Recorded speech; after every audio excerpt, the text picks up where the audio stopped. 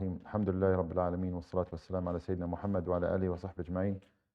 You're more than welcome to stay if you're not formally part of the class. We are actually moving it to this time so that we encourage people to stick around, inshallah, if they want to hear, attend the halaqat and perhaps even join later on. The choice is up to you, inshallah, but hopefully this new time works for everybody in the class. Of course, today is just a one-off because of the events happening tomorrow, but we can't afford to keep losing weeks. So inshallah, we will be back to Tuesday schedule next week. So not tomorrow because they have a bunch of activities going on here, inshallah. I have the attendance book here after the class, inshallah, if you'd like to come in and sign in, inshallah. We keep track of that. Today, inshallah, we're going to be continuing on with where we left off last time. I guess maybe just one housekeeping item is that we will have an assignment probably after next week, because next week, inshallah, we will complete the third cluster of Juz' Amma, and so we will have an assignment for that. And then the final exam, inshallah, for the second term will be at some point in August or end of August, inshallah, before we start the new course. So we're talking about Juz' 30. Is the screen clear, or is it? We turn off the lights or dim them, or we can. Is it over there? I can go.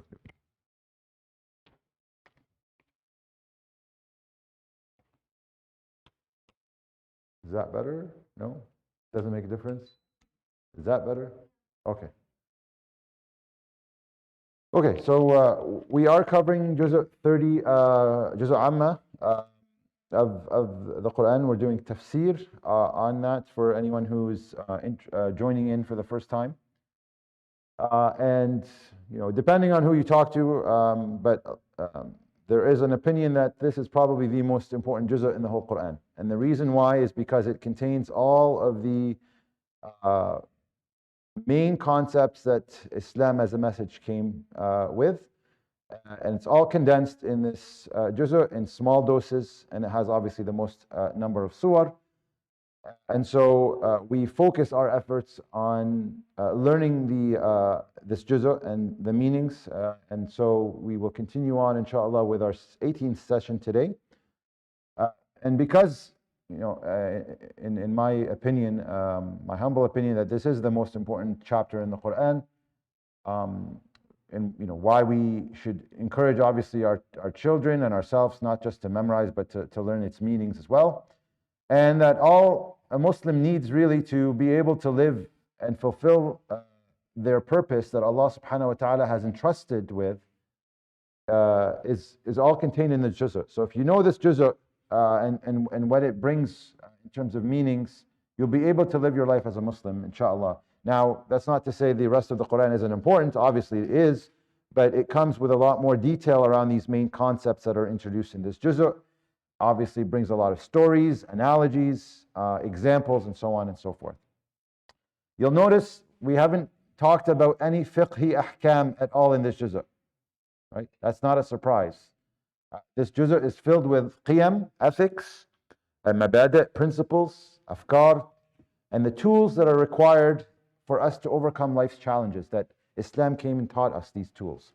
So these are things that normally you learn before you talk about the details, which is contained in the fiqh and how you're supposed to worship Allah subhanahu wa ta'ala and interact with other people. So these are important to learn, these ethics, these morals, these principles, so that a person can, once they've learned them, understand and execute the ahkam and the details that come with the deen to the best of their ability. Otherwise, it doesn't make sense to lay down the ahkam and ask people to do ABC and refrain from X, Y, Z. And, well, why am I doing all of this? What's the big picture? How is the world created, and what options and what choices I have, and so on and so forth. And so because of that, you also, because the coverage is really around articles of belief about and these main concepts. Most of the juz' is actually revealed in Mecca, and actually, so far the surah that we've covered are mainly have been in the earlier part of Mecca, which is the earlier time of prophethood. And so we've covered so far the first two clusters, and to summarize, because it's been a while since we've met, the first cluster talked about the essential components, the essential three components of the deen. And when we say deen here, we don't mean Islam, we mean the concept of tadayyun. Tadayyun is to have a responsibility or to have a duty towards a greater or higher power than ourselves. And so a Naba came and explained to us, in order to have deen, in order to have this duty and responsibility, you have to have the right perspective of what's going on. And so that right perspective is Allah subhanahu wa ta'ala's perspective that He teaches us in Surah An-Naba. And for us to have the deen, we need to know what is expected of us by the one who created us. And Surah An-Naba, out of the first three surah in the cluster, covered one of these essential components of deen. The second essential component of deen is, how do I fulfill what is expected of me? And we talked about that with respect to the nafs. And in the third surah of that first cluster, which was Surah Abasa, we talked about the standard for moral conduct. What is that standard that Allah subhanahu wa ta'ala sets for us in order for us to be able to fulfill our responsibility towards this deen? The second cluster, and I can see here it's getting lighter out, so it's really not clear. Can these be lowered? I think they can be lowered. What's that? Yeah, we are actually. There you go. And we've never had really this challenge because it's always been Sunday morning, so it's always been dark here. But alhamdulillah. And the second cluster came to talk to us about the concept of free choice. Now, the cluster contained 5 surah, from Surah Al-Takwir to Surah Al-Buruj. And there's really no point in talking about the details if you don't understand the very important concept that you have the freedom to choose. And you can choose anything you want. But at the end of the day, you're going to be taking into account for those choices. And we covered those in quite a bit of detail. We moved on to the third cluster, which started with Surah Al-Tariq, and we will continue with one of the surah today. It's comprised of 7 surah. Today is surah number 6. But with this cluster, it talked about the tools that we need in order for us to deal with life. Now, these tools, or these, again, concepts that we're going to be learning in this cluster, are not things that you can arrive at on your own. These are not things that society will teach you, or just being alive you figure out on your own. Things like being kind, that giving is obviously something that's understood by everyone. You don't need Islam to come to tell you giving is good, right? Or being patient. Those are sort of societal elements that you can arrive at by just interacting with people and living. The tools that we're talking about in this cluster are tools that are strictly things that are brought to us by Islam, that Allah subhanahu wa ta'ala is teaching us. Without Allah subhanahu wa ta'ala teaching us, we wouldn't know about them, right? And these are, somebody without tadayyun we would not understand these concepts. And these tools covered, so far we've talked about the first tool, tawakkul. Now, tawakkul outside of Islam doesn't mean anything. You have to be Muslim and you have to know what tawakkul means in order for you to be able to use that tool. We talked about tawakkul in Surah Al-Tariq. In Surah Al-A'la, we talked about the concept of tasbih. Again, what does subhan mean, right? The Arabs before Islam didn't know what that didn't mean anything to them.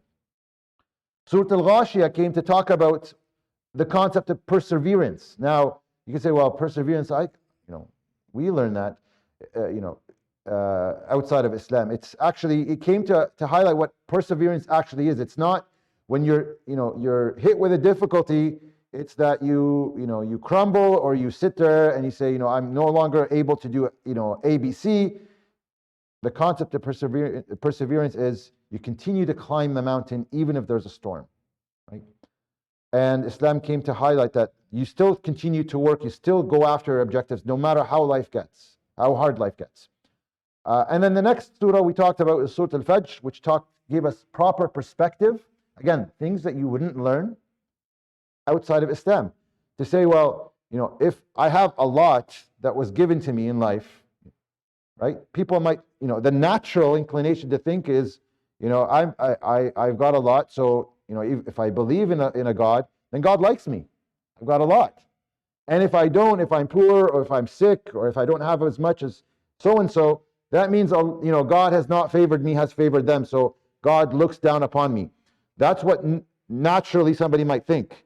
And Surah Al-Fajr came and fixes that for us and says, no, that's not how you're supposed to think, and gave us the proper perspective. Then we talked about Surah Al-Balad, which came with another tool, and that is the constancy of values, which we covered last class. Today, inshallah, we're going to be covering another tool, and that is the concept of self-purification, or in Arabic, tazkiyah. And that is Surah Al-Shams that we're going to be talking about today, bi'idhnillah ta'ala. Surah Al-Shams talks about this concept of self-purification, of tazkiyah, which is really around purifying your heart and your soul to the extreme degree of importance that this action carries in life. We already kind of alluded to this earlier in the juz'ah from other surah. Can somebody remind us which surah talked about the concept of the importance of purification?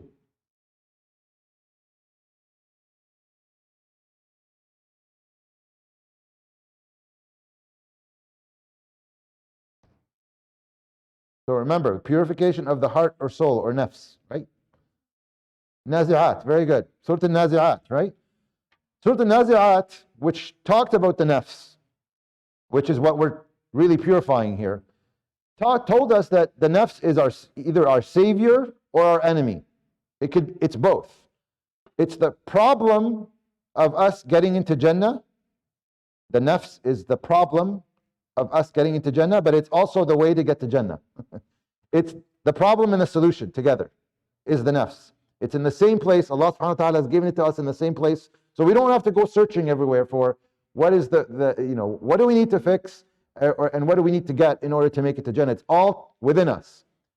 And Surah Al-Shams focuses more detail on this important topic of the nafs and how to purify it. So inshallah we'll be covering that. We'll be reading a little bit of the surah, but before we get there, Surah Shams, as described, most Tafseer use the term Surah Al-Shams as its name, and others have called it وَالشَّمْسِ وَضُحَاهَا, basically the first ayah. Can anybody guess if it's a Meccan surah or Madani?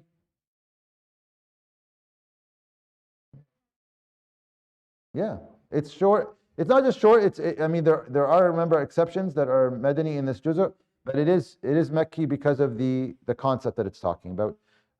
And if you took Ulum al-Quran, inshallah, you'd be able to, at least based on what the surah talks about, based on its theme, it's on the ayat, you would be able to decipher if it's Meccan or Madani surah. Okay, so let's get started, inshallah, with reading the surah together. أعوذ بالله من الشيطان الرجيم بسم الله الرحمن الرحيم والشمس وضحاها والقمر إذا تلاها والنهار إذا جلاها. So make sure it's not, you don't say وَالنَّهَارِ, it's وَالنَّهَارِ, right? وَالنَّهَارِ إِذَا جَلَّاهَا وَاللَّيْلِ إِذَا يَغْشَاهَا وَالسَّمَاءِ وَمَا بَنَاهَا وَالْأَرْضِ وَمَا طَحَاهَا ونفس وما سواها فألهمها فجورها وتقواها قَدْ أَفْلَحَ مَنْ زَكَّاهَا وَقَدْ خَابَ مَنْ دَسَّاهَا. Okay, well, you can already tell by the surah that it's unique. What's so special about the surah so far? What, right? Oath after oath after oath. Allah subhanahu wa ta'ala takes consecutive oaths in the surah. This is by far the most oaths to start a surah or in anywhere in the Quran in a row, consecutively. The surah has the most oaths consecutively out of any other surah in the Quran. It's got 8 ayat in a row that have oaths, and there are total 11 oaths. The second highest was Nazi'at, and it had 6 oaths, 5 ayat. It's interesting how Nazi'at, which also talked about the nafs, had oaths as well. So, subhanAllah, this is it talks about the importance of, or speaks to the importance of this theme. Now, what did we say? There are 2 things that are important to look for when we encounter Allah subhanahu wa ta'ala taking an oath. First of all, Allah takes an oath by His creation. We are not allowed to take an oath by anybody or anything but Allah. Allah subhanahu wa ta'ala, however, obviously can. What are the 2 things that we need to watch out for, look for when we hear oaths in the Quran, taken by Allah?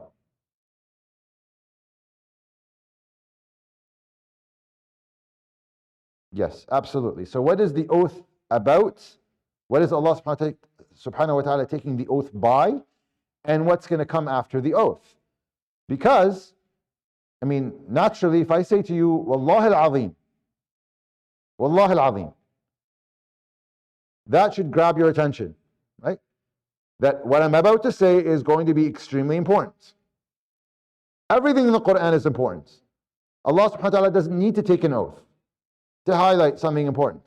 But Allah subhanahu wa ta'ala takes an oath to emphasize even more, and for us to make sure that we give our full attention to what Allah subhanahu wa ta'ala is about to say. And it's like, so if I say it once, Wallahi al-Azim, that should grab our attention. Now imagine if I said it 11 straight times. Wallahi al-Azim, Wallahi al-Azim, Wallahi al-Azim, and I kept saying that. You'd know that what I'm about to say is extremely, extremely important, of the utmost importance. And that's what Allah subhanahu wa ta'ala is showing us. He's taking oath after oath by different things, His creation, for a very important meaning. And so I will add the third thing that's probably that we can add here in this surah is not only but what's Allah subhanahu wa ta'ala taking the oaths by, not only what's coming after the oaths that's important, but also the number of oaths, because this just speaks to how important this topic is. So what does Allah subhanahu wa ta'ala take an oath by? He starts off by taking an oath by the sun. وَالشَّمْسِ وَضُحَاهَا. So here it says that by the sun and its radiance. Duhaha is obviously comes from the word duha, and duha is the brightest part of the day. So by the sun and by the duha or duhaha, the duha is referring to the sun. So when the sun is most beaming. وَالْقَمَرِ إِذَا تَلَاهَا. Qamar is moon, talaha is to follow, and so the oath here is by the moon as it follows the sun in through the alternation through the day. وَالنَّهَارِ إِذَا جَلَّاهَا. Now there is a couple of meanings here. وَالنَّهَارِ, nahar is day, جَلَّاهَا. جَلَّاهَا speaks to something that was hidden, that is no longer hidden. It's brought out for people to see. So it becomes apparent or visible. So Sayyidina Musa alayhi salam asked to see Allah subhanahu wa ta'ala. Rabbi arini anzur ilayk. And Allah subhanahu wa ta'ala said, you can't see me, but I'm going to look at that mountain, and if it stands firm, you will be able to see me. And Allah subhanahu wa ta'ala says, فَلَمَّا tajalla rabbuh. Tajalla, same root as jallaha. When Allah subhanahu wa ta'ala revealed Himself, partly revealed Himself to the mountain, it crumbled. So jallaha is to reveal something that was hidden. Okay? So the meaning here is وَالنَّهَارِ إِذَا جَلَّهَا. So the day, so you can look at it as the day and what it allows for things that are hidden to be seen, right, when it comes. But it can also mean jallaha, that the ha is referring back to the sun. Okay? So Allah subhanahu wa ta'ala is saying that when nahari, so things that are brought out during the day because of the sun. Jallaha. Another meaning is that the jallaha is referring to making the earth visible. So at night, it's covered and concealed in the darkness. But then Allah subhanahu wa ta'ala swears by the day during which the earth is made, things on the earth are made visible. Regardless, we're talking about the same concept, that things are, the daytime and what is being revealed or being seen. And وَاللَّيْلِ إِذَا يَغْشَاهَا. And the night, إِذَا يَغْشَاهَا. يَغْشَاهَا means to cover. So everything that it covers like a blanket. And so Allah subhanahu wa ta'ala here is taking an oath by things that we have no control over, and their creation that are significant, right? These are a lot more complex, a lot more grand than the human, right? Allah subhanahu wa ta'ala says, أَأَنْتُمْ أَشَدُّ خَلْقًا أَمِ السَّمَاء بَنَاهَا رَفَعَ سَمْكَهَا فَسَوَّاهَا وَأَغْطَشَ لَيْلَهَا وَأَخْرَجَ ضُحَاهَا وَالْأَرْضَ بَعْدَ ذَلِكَ دَحَاهَا, etc., etc. Allah subhanahu wa ta'ala tells us, are you more difficult to create, or the heavens, the sky, and the other creation that Allah subhanahu wa ta'ala explains to us? So these are obviously things that are much more grand than we are. وَالسَّمَاءِ وَمَا بَنَاهَا. And the sky, وَمَا بَنَاهَا. Now, there are some scholars that say that وَمَا بَنَاهَا, and it's taking an oath by the sky and its constructor.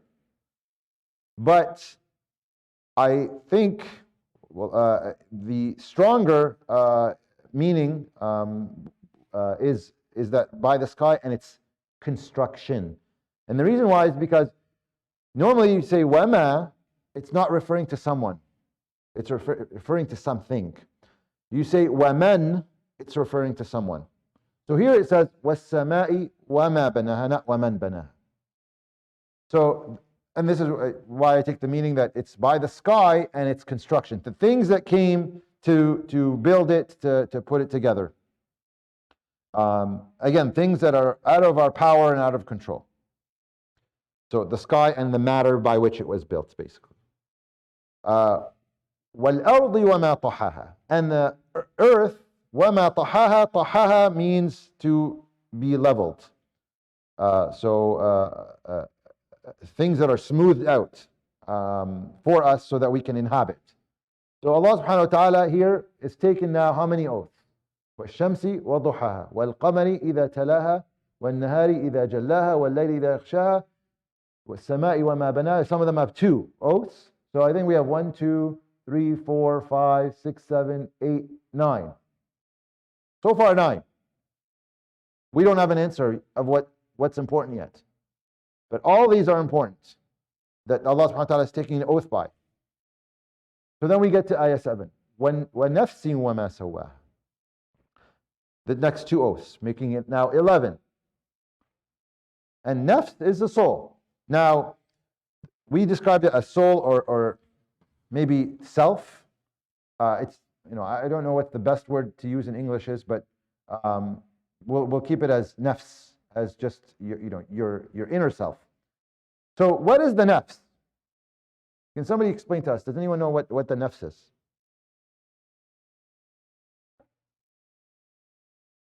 Yeah, in psychology, that's how they teach it.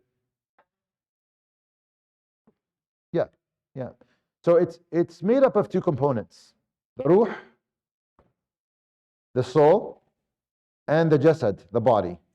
Right? Now, what's the ruh? We don't know. يسألونك عن الروح قل الروح من أمر ربي. Allah subhanahu wa ta'ala didn't explain to us or teach us what the ruh meant. The people asked the Prophet ﷺ, what is the ruh? Allah subhanahu wa ta'ala answered the Prophet ﷺ, said, tell them it is of the matters of Allah subhanahu wa ta'ala, and you have not been given knowledge except a little. وَمَا أُوتِيتُم مِّنَ الْعِلْمِ إِلَّا قَلِيلًا. So Allah subhanahu wa ta'ala is taking an oath here by وَنَفْس. Now the nafs is the ruh, call it soul, and the jasad, the body. The ruh obviously comes from the heavens, from Allah subhanahu wa ta'ala. It's a nafkha, right? Allah subhanahu wa ta'ala, in a matter that's obviously befitting to His Majesty, blew the soul into Sayyidina Adam's body, right? فَنَفَخْنَا فِيهِ فَنَفَخْنَا فِيهَا مِن رُوحِنَا. Also Maryam, the same description. So the ruh comes from basically the heavenly world, and the body comes from the earthly world, which is basically the union of those two. So your physical body, your veins, your muscles, your organs comes from the earth. And we'll talk about that a little bit more later, inshallah. So وَنَفْسٍ وَمَا سَوَّاهَا. Sawwaha is to here proportion is one meaning. There's several meanings. Proportion is probably the most applicable in this particular case. The one who created it or what created it and proportioned it, the nafs itself. وَنَفْسٍ وَمَا سَوَّاهَا فَأَلْهَمَهَا فُجُورَهَا وَتَقْوَاهَا. فَأَلْهَمَهَا, and inspired it to have fujur and taqwa.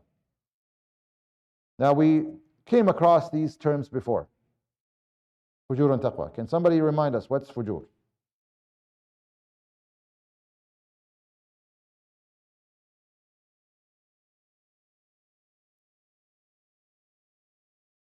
Fujjar, remember Fujjar?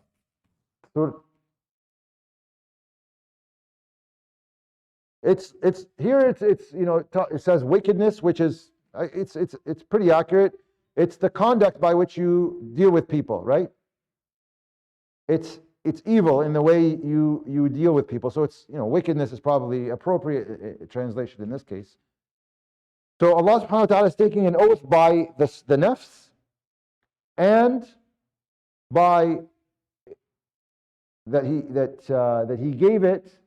So it says فَأَلْهَمَهَا. He gave it its ability to understand and to see what is wicked and what is righteous. Taqwaha. Taqwa comes from taqwa, which is God consciousness, fear of God, and so on. So Allah subhanahu wa ta'ala is saying He gave the nafs the ability to understand and see the wickedness, its wickedness, right? Fujuraha wa taqwaha, and its righteousness. So far 11 oaths. And Allah subhanahu wa ta'ala in ayah number 9, after the first 8, gives us the answer to the oaths. Okay? Now, so again, fujur is rebellion, breach, and violation. Taqwa is consciousness of Allah and righteousness. I mentioned something before we kind of go on with the tafsir, is that Allah subhanahu wa ta'ala created the human with a fitrah. Fitrah is a natural inborn inclination of every human being to believe in and worship in the Creator and His creation, before corruption happens by external forces. Okay? Allah subhanahu wa ta'ala says, فِطْرَةَ اللَّهِ الَّتِي فَطَرَ النَّاسَ عَلَيْهَا لَا تَبْدِيلَ لِخَلْقِ اللَّهِ. The fitrah of Allah upon which He has created all people. And no one can change their لَا تَبْدِيلَ لِخَلْقِ اللَّهِ. Nobody can change the creation of Allah. Everybody is given a fitrah. Now, why do some people become Jewish and Christian and other religions?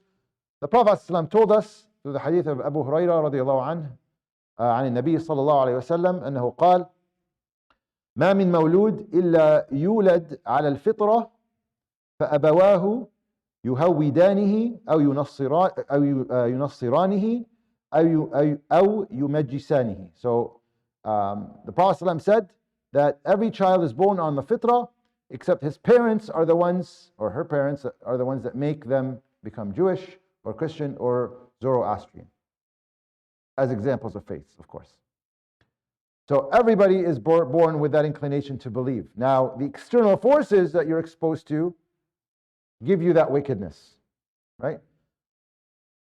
Now, the nafs is also given, is created with desires. It's natural to have desires, right?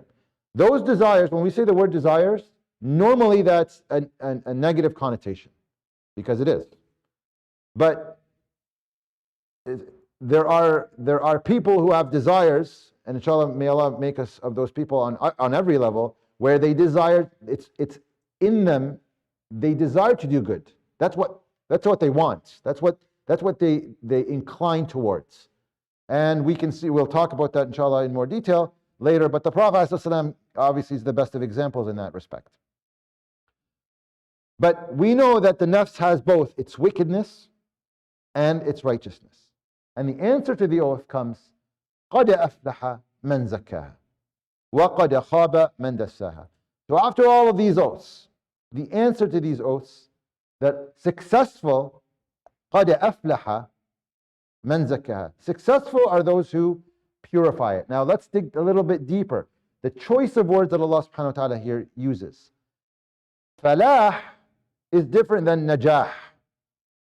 Right? A lot of people use them as synonyms.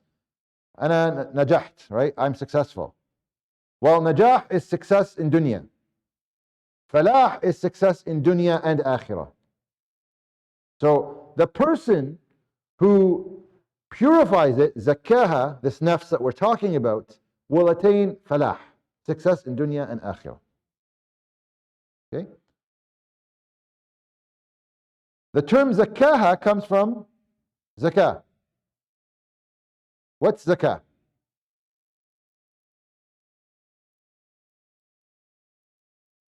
Yeah, so zakah is when you give out of your money to different categories, 8 categories of people, right?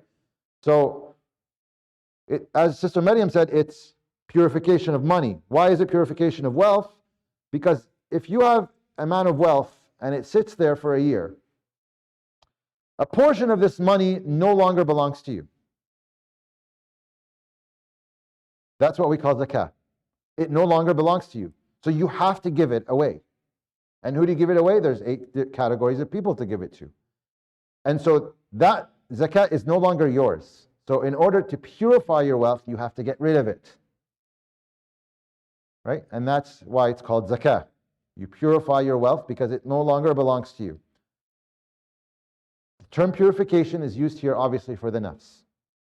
قَدْ أَفْلَحَ مَنْ زَكَّاهَا. Whoever purifies the nafs will get success in the dunya and the akhirah. So those who purify themselves are successful in, again, both dunya and akhirah. وَقَدْ خَابَ مَنْ دَسَّاهَا. On the other side, khaba is disappointed or disappointment. And it's a continuous state of disappointment, which means that it's a disappointment in dunya and akhirah. So yes, you will suffer in dunya. Don't think because people have money and are popular and are famous and they have, 1 million followers, etc., that they're living happy lives. I would actually argue they're probably living miserable lives. And they just they're trying to chase after happiness in the wrong area. Right? So, khaba is disappointed, is a continuous state of disappointment. Man dassaha. We'll talk about dassaha shortly. But let's go back to zakkaha. And I'm going to ask some questions, and I think they're good to write down, because I think if you can revisit these questions on a regular basis to see how your nafs is doing, I think it's really important. Because these things are often things that we may not be giving attention to, but they're there and they're signs of diseases in the heart and problems in the heart or in the nafs. So I'm going to give different scenarios or questions, and obviously things that resonate, I think we should write them down. So zakah is when you stand in prayer and you're not thinking about anyone but the one who you're praying to. That's zakah.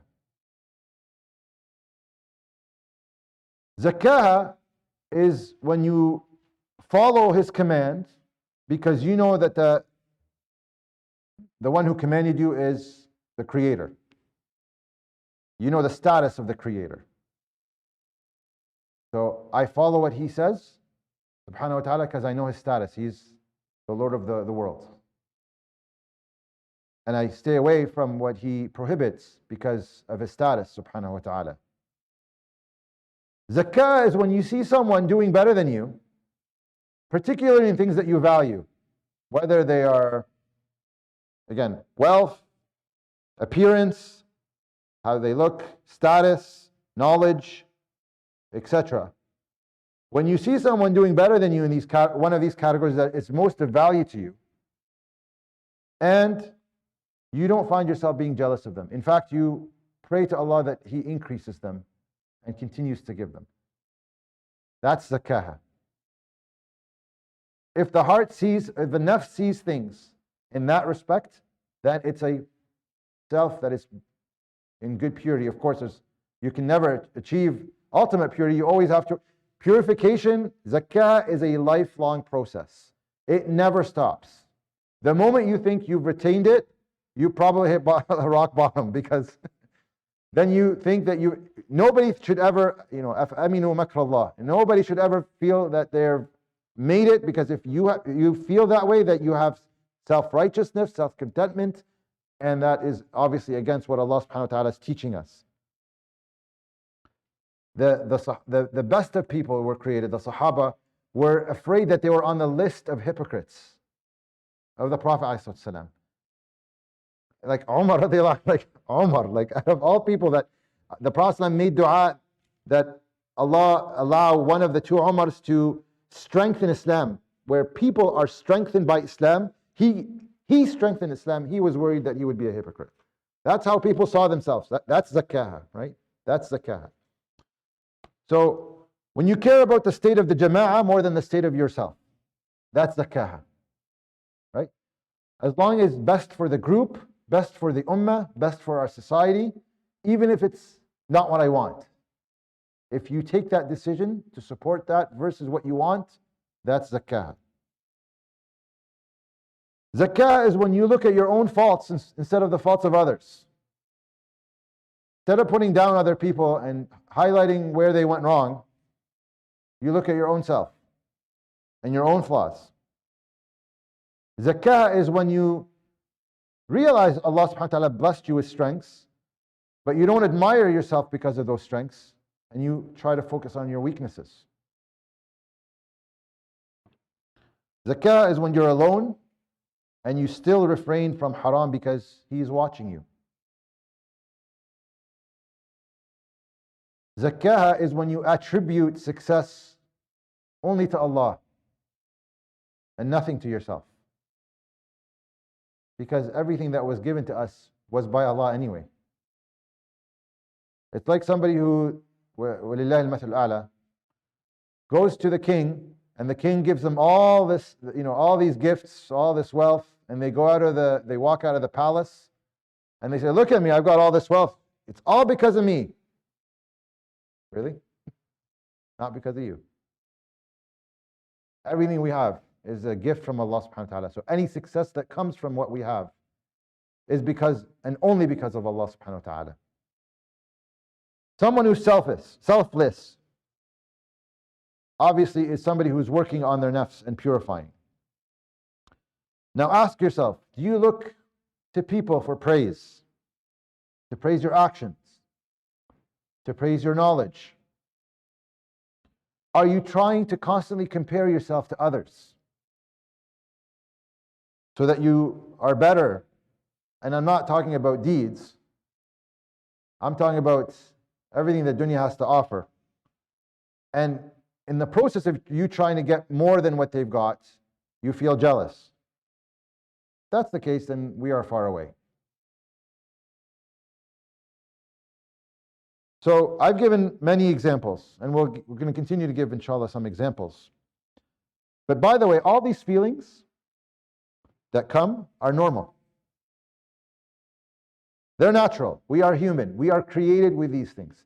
فَأَلْهَمَهَا فُجُورَهَا وَتَقْوَاهَا. Now Allah subhanahu wa ta'ala didn't say you don't have them. He says you have them. He created the nafs with these things. But Allah subhanahu wa ta'ala is saying successful are those who purify. وَقَدْ خَابَ مَنْ دَسَّاهَا. So if you don't have any of these problems that these questions or statements I just posed, if nothing is a problem for you, then maybe there's something wrong. Because that's natural, right? These are natural things to think about. But khaba is, again, to be disappointed, in a continuous state of disappointment. Dassaha is to cover it up. So these ill thoughts or feelings that come to us in our nafs, they're there. And they're not going anywhere unless we get rid of them. So Allah subhanahu wa ta'ala is saying, disappointed will be those who cover them. Who say, you know what, they're there, I'm just going to cover them, pretend they're not there. And that's not the solution. We actually have to get rid of them. Otherwise, you will be in a state of disappointment in dunya and akhirah. Waliyadu billah. So let's go back to the nafs. When the earth or the heavenly parts met with the earthly parts, it contaminated it. The earthly part contaminated the heavenly part. The earthly part, if you just look at other species, you will see signs of this. When a male lion joins a new tribe, what's the first thing they do? Or one of the first things they do? They kill all the other males. That's the earthly part of the nafs that we're talking about, right? It wants every species, if it was up to them, they would want to be the only species on earth. That's the earthly part we're talking about. And that's the nafs, right? Things that it wants. It clings to things about this world. Now, people will have different strengths and weaknesses. Some may have a harder time purifying jealousy versus riya. And some will be vice versa. Diseases of the heart, there are many of them. So you have ujb. Ujb is basically focusing on yourself too much, right? You see yourself self-righteous, you see yourself as really good, right? And that's why we said if you feel you got to a state where you're pure, then you have ujb, which is a dangerous disease. Kibr is another disease. So whereas ujb is you focus too much on yourself, kibr is, or kibriya is you focusing on others, right? You're belittling other people. You're trying to put them down so that you elevate yourself. Jealousy is you focus too much on what other people have, right? These are all different diseases, and there are many other ones. So some people will struggle with diseases more than others. So when you see somebody struggling in something, like they may have signs to suggest that they are showing off, right? Don't put those people down. Obviously try to help them and pray for them. But just because they have that problem and you may not have it, you might have a disease that they don't have. Because diseases are all over. And that's why we should never put ourselves higher than other people, because just because you see somebody drinking or doing drugs or engaging in forbidden affairs, those are actions. Of course, actions are they are what appears from the state of the heart. But just because somebody drinks, that doesn't mean we're better than them. Because maybe we have arrogance in our hearts. And guess what? A mustard seed of arrogance will not allow us into Jannah. Right? And the person who's drinking alcohol could be Muslim. Right? They're still Muslim at the end of the day. They could still enter Jannah. And so, just the element that the nafs needs to be purified, and everybody struggles with different things. The other thing I want to talk about with respect to the nafs, is that the nafs might fall into this dangerous paradigm where everything that happens on earth revolves around me. Right? You see it in children. If you give, the child always wants, they don't want to share. They always want something for themselves because they think the world, revolves around them. They're too young to understand. But when they become adults, that's a problem. The world does not revolve around us. We are not the center of the universe, right? And so it's not about you and me. It's about making sure that righteousness prevails over evil. That's ultimately why we're here. It's not because it is about us.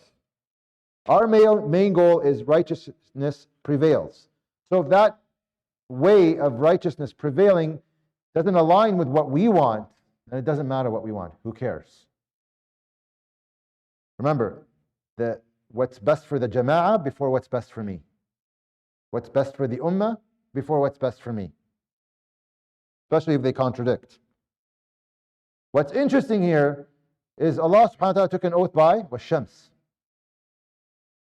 What is the center of our universe? The sun. We're not even the center of our own universe. It's the sun. Yes.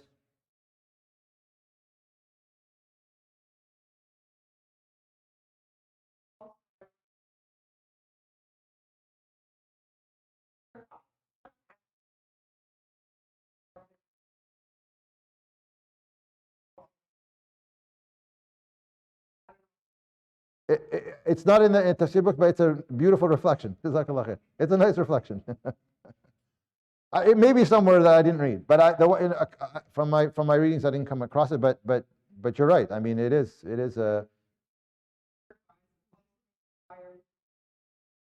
Yeah, absolutely.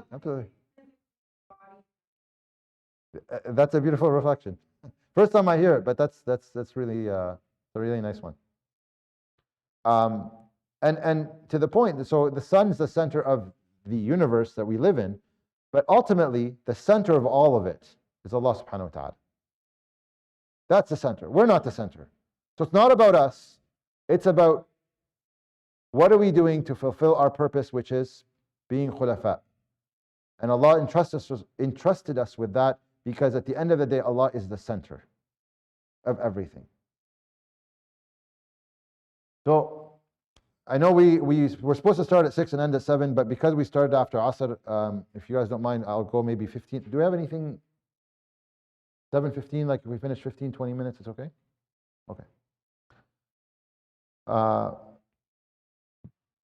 One last thing I'll mention, which is I think, well, not one last thing, but one important thing I'll mention is the intention. Because Allah subhanahu wa ta'ala is the center of everything, and it should be the center of our lives. When we do an action, how often do we ask ourselves, why are we doing that action? The question of the niyyah is important because anything that is for anybody that other than Allah, or even if it's for Allah but 1% is for somebody else, then Allah subhanahu wa ta'ala will not accept it. Because Allah doesn't have shuraka, He doesn't have associates. So if we associate our intention that I'm doing it, to get, maybe, some brownie points here, but it's for the sake of Allah, we got to question our intention, right? This is part of zakah. How often do we ask, and this is what I'm going to add as a measure for us to understand how pure, how good we are, and it's not to say, yes, we're good, but to always challenge what we're doing, to monitor our state, to ensure that we're always on the right track. Ask yourself, the more you ask yourself these questions, the more you're on the right track, inshallah. You do an event or an action that's a larger scale, that questioning is, what am I doing that for, is important. And making sure to purify that intention, and it's solely for Allah. So ask yourself, why am I doing it? It's for the sake of Allah. Well, why? How do I know it's for the sake of Allah? Keep questioning yourself until you get deeper and deeper to the answer. Because sometimes you'll be surprised what you find as you dig deeper and deeper. One of my teachers told me the first 3 answers that come to your head while you're doing something, reject them. Dig deeper. Dig deeper. There's some underlying reason why you're doing it.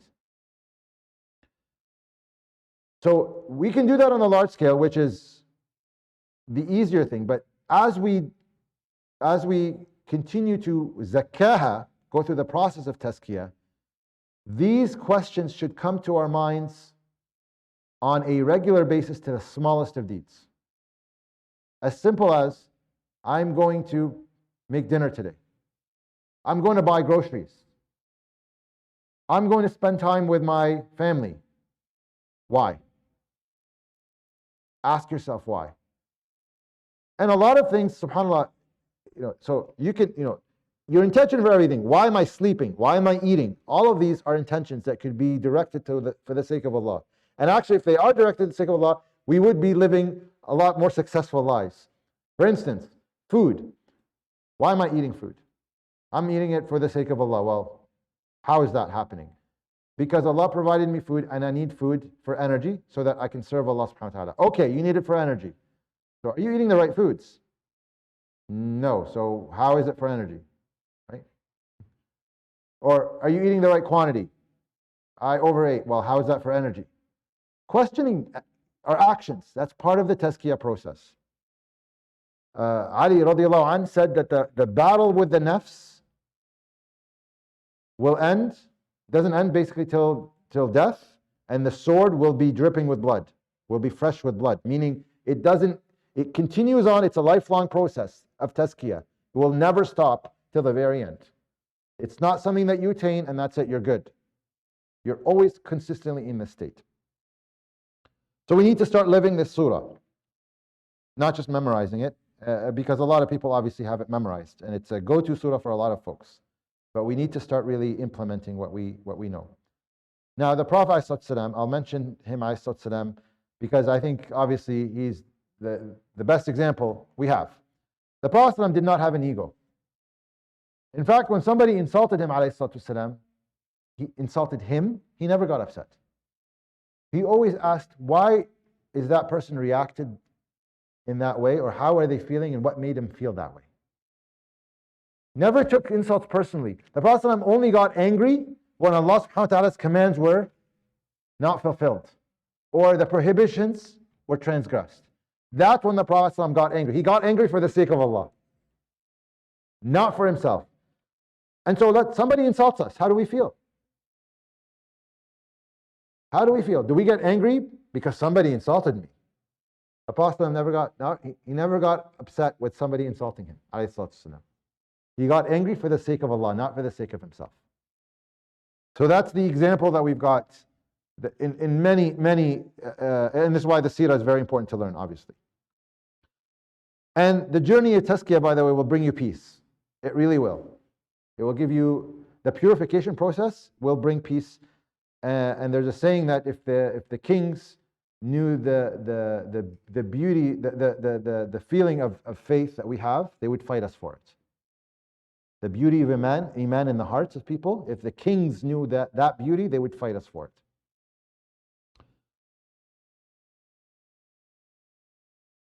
And just another example to kind of help us as a tool to monitor is obviously the Quran. The Quran could be used to help us in that self-purification process. Other things you can do is always question. When somebody praises you, right? Somebody compliments you. You did a great job.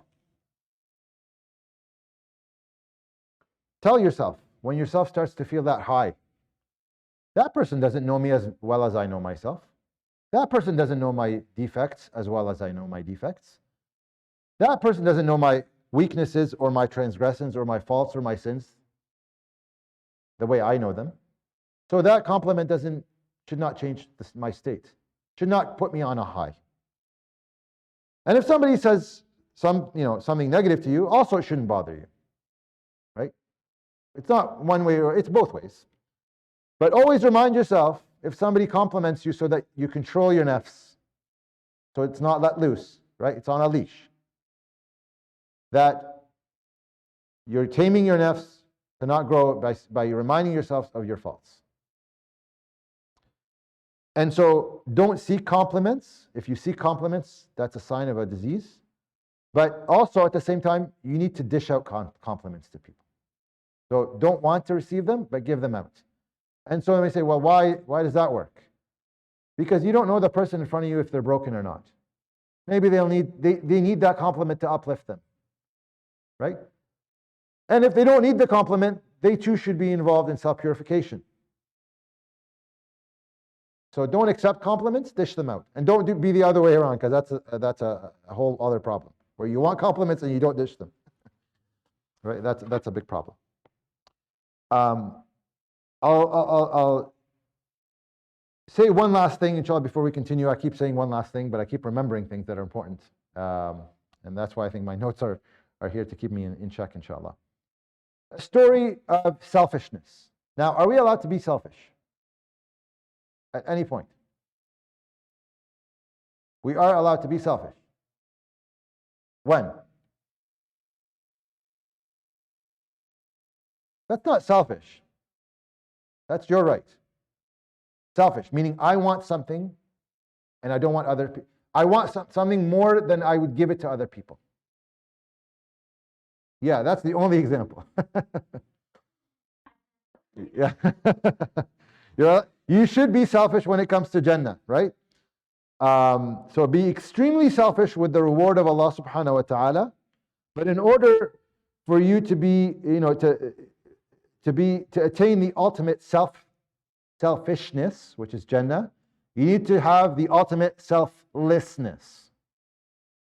Right? So to enter Jannah and be pampered by Allah subhanahu wa ta'ala forever, you need to be totally selfless in dunya. Now, you are allowed to be selfish in acts of good deeds. That's not to say don't give people opportunity to do good deeds. Actually, if you encourage people to do good deeds, you get the reward as well. But if somebody has to do something, rush for that thing. Do it first. Be selfish. The example that I have is, we talked about this actually before, Jabir ibn Abdullah.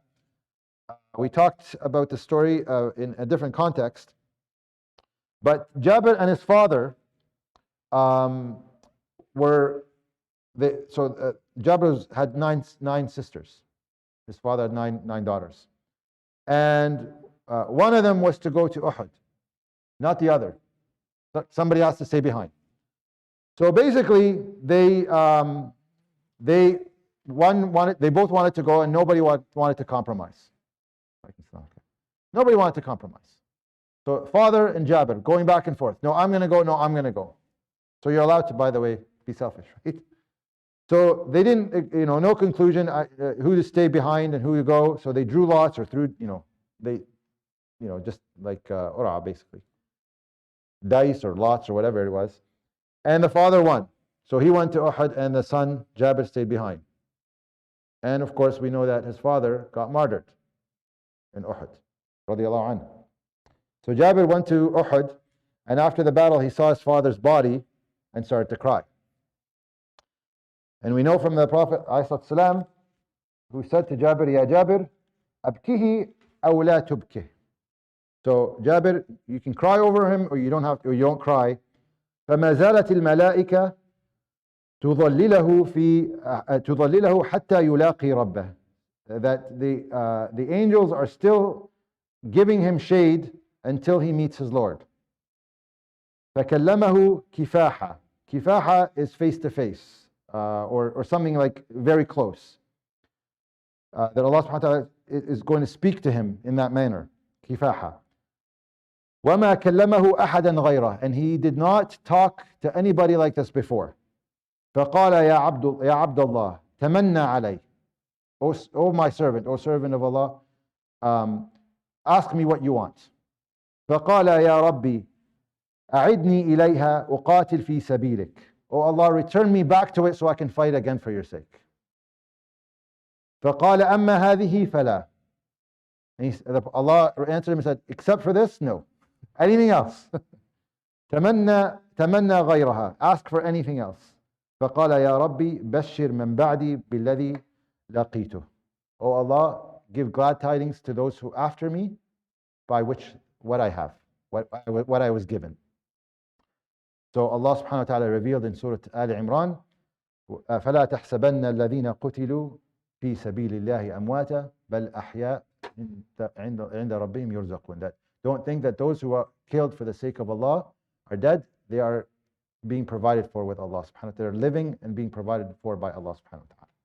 So an example of being selfish in the right reason, right? For the sake of Allah subhanahu wa ta'ala. And we know لن تنالوا البر حتى تنفقوا مما تحبون. You will not achieve righteousness until you give from what you love. Not what you have, what you love.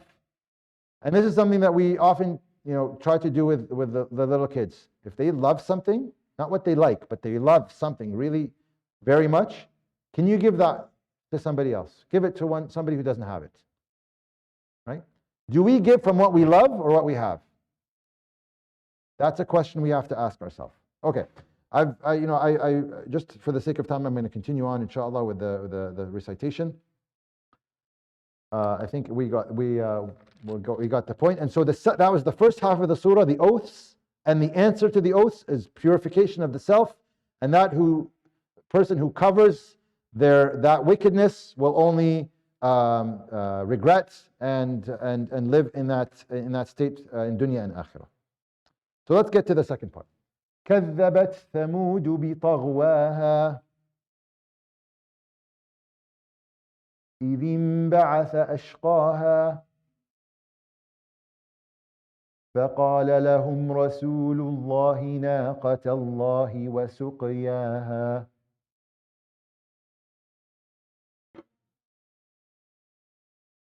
فكذبوه فعقروها فدمدم عليهم ربهم بذنبهم فسواها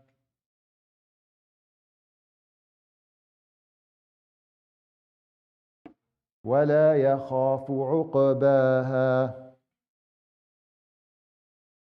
كذبت ثمود بطغواها. كذبت is Thamud denied بطغواها. طغوا comes, remember the term طاغين? We talked about that many times. What does طاغين mean? Yes, you see yourself better, you're arrogant over other people, and so you oppress them. And so the second half of this surah talks about an example, Thamud, which are Arabs that came, they're descendants of Ad. So Allah subhanahu wa ta'ala chose an Arabic tribe here, Thamud, for the Arabs, Quraysh, right? And why Thamud? Because Thamud had the example before them of Ad. So they had an example of people before them that they could see what happened to them. And they didn't learn from that. So Ad before Thamud had power, superiority, and Allah subhanahu wa ta'ala, and they didn't believe in Allah subhanahu wa ta'ala, rejected his sign, so Allah punished them. So Allah subhanahu wa ta'ala is saying, كَذَّبَتْ ثَمُودُ. Thamud disbelieved or refused to listen to their Prophet Salih alayhi salam, بِطَغْوَاهَا. Taghwaha are actions so evil that you think, how could somebody do that? It doesn't get to this level overnight, by the way. It starts with a small defect in the nafs. A bit of racism, perhaps, right? Perhaps a bit of arrogance over somebody. And over time, it gets bigger and bigger and bigger because it's left alone. It starts to snowball. And that's the snowball effect that we have to be careful about. If the nafs is not purified, it will, over time, start to roll down the hill and get bigger and bigger until the problem is extreme hatred, extreme racism, extreme murder of people. So when you see somebody on TV and they're bombing innocent people, you say, how can somebody do that? It's because they've left themselves in that state to roll and get bigger over time. It started small. And it could start small with all of us. My wife and I went into a restaurant early in our marriage, and I remember seeing her face as if like Malik al-Maut showed up. And I said, what happened? What's wrong? She wasn't answering, and we sat down. And then after a few minutes, she said, I just saw someone who used to be my teacher, who used to be munaqqaba, and she was in a miniskirt with no hijab. And so nobody's safe from these things. Nobody's safe and say, you know, I'm good. I've got it. I'm Muslim. I pray 5 times a day. I fast. Please be very careful of that nafs. If it's not continuously purified, it will become a major problem to the point where it's now, the example is Thamud. كذبت Thamud are people that left this disease long enough that it started to snowball. Their desire to oppress others because they felt superior. فقال لهم كذبت ثمود بطغواها إذ انبعث أشقاها. And so their worst, when it followed its most wicked. So different meanings here. Let's make it, maybe just condense it so that we finish on time, inshallah. Their wicked leader, basically, they had wicked people from amongst them that followed. فقال لهم رسول الله. So their prophet of Allah, Salih alayhi salam, ناقة الله وسقياها. So what happened is, Thamud rejected Salih. They would not accept or believe from him. So remember, these are powerful people. They were known for carving palaces and structures out of mountains. So a sign for them to show them that somebody has more power than you is to get them something in their language that they can understand, right? So that thing was, well, you carve amazing things out of mountains. Can you produce life out of a mountain? Here is a she-camel. So Sayyidina Salih was given the miracle of a she-camel. If you saw a she-camel coming from a boulder that was just on a mountain, it turned into something that's living, that's huge, that's pregnant, would you believe? You wouldn't believe. If a prophet turned a boulder into a she-camel, you wouldn't believe? You should. I'm asking you, would you believe? Yeah, you would believe, right? Somebody who would see that physically turning from a boulder to a she-camel, somebody says, nope, that's not true. Somebody has a problem, like a serious problem, right? They are actually blind. And that's why Allah subhanahu wa ta'ala describes blindness as the blindness of the heart. إنها لا تعمى الأبصار ولكن تعمى القلوب التي في الصدور. They can't see anymore. Their nafs is so corrupt. They just can't see anymore. And so they continue to reject. So their prophet, Sayyidina Salih, said, Naqat Allah. This is the naqa of Allah. This is a she-camel from Allah subhanahu wa ta'ala. And this is the drink, its drink. And so they split the drinking, one day for them, one day for you guys, one day for it. And he established conditions. Yet despite they saw that miracle happen right before their eyes, فَكَذَّبُوهُ, they denied him. فَعَقَرُوهَا, so they hamstrung the she-camel. Hamstrung is basically, they slashed the hind legs with a sword until it collapsed, because it was a big being, and then they came in for the kill. And a few of them did that, but nobody else said anything. So what happened? فَدَمْدَمَ عَلَيْهِمْ رَبُّهُم. Damdam comes from the word dam. Dam means blood. Damdam is to show you the extent that Allah subhanahu wa ta'ala punished them. دَمْدَمَ عَلَيْهِمْ رَبُّهُم بِذَنبِهِمْ, for what they did from their sin. فَسَوَّاهَا, and He leveled them. وَلَا يَخَافُ عُقْبَاهَا, and Allah subhanahu wa ta'ala does not fear عُقْبَاهَا, the consequences of His actions. Allah leveled them. So for us to protect ourselves from the punishment of Allah subhanahu wa ta'ala, for us not to be leveled, we need to level our nafs. If we have peaks of evil that we from time to time do, we need to make sure those are leveled before we experience that, وَالْعِيَاذُ بِاللَّهِ, in dunya, or obviously on the day of judgment when it's too late. Now, I'll wrap up with this, inshallah. and that concludes the tafsir of the surah, that desires are not, they most certainly can turn into positive desires. The Prophet ﷺ had a desire, a natural inclination to pray. Arihna biha ya Bilal. The Prophet ﷺ, when he sought comfort, he wanted to pray. So he asked Bilal to call the prayer. He wanted that comfort. He saw his comfort in prayer. That was his desire. It was the coolness of his eyes, alayhi salatu wassalam. And so our goal is, when we purify ourselves from these evil things that reside, these diseases that reside within our nafs, is not only to eliminate them, but to replace them with things that are pleasing to Allah subhanahu wa ta'ala. So imagine if we felt the desire, comfort in praying.